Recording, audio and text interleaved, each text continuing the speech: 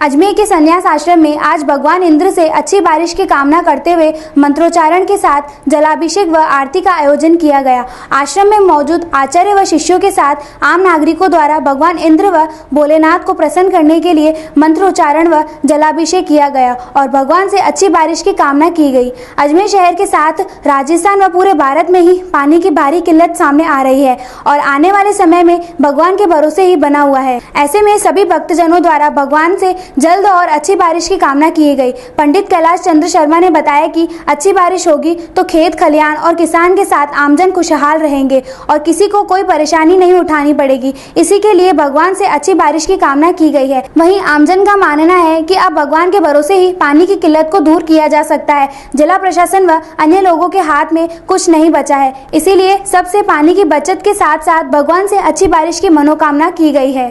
आज संन्यास आश्रम महावीर सर्किल पर स्वामी शिव ज्योतिषानंद जी महाराज के सानिध्य में अच्छी बारिश हेतु यहाँ पर शिवार्चन के लिए रुद्राभिषेक एवं पूजा अर्चना किया गया।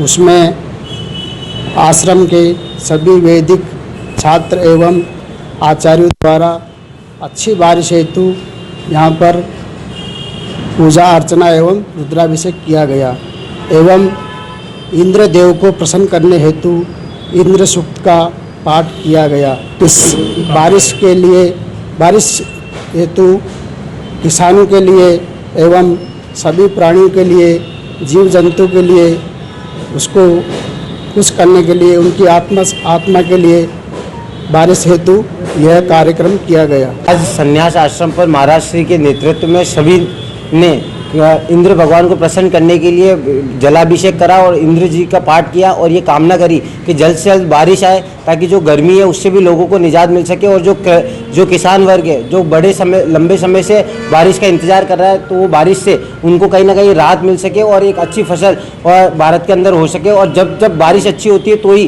देश के अंदर खुशहाली आ सकती है। तो वो वर्षा जल्द से जल्द हो और अच्छी वर्षा हो, इसकी कामना के लिए आज हमने जलाभिषेक का कार्यक्रम किया।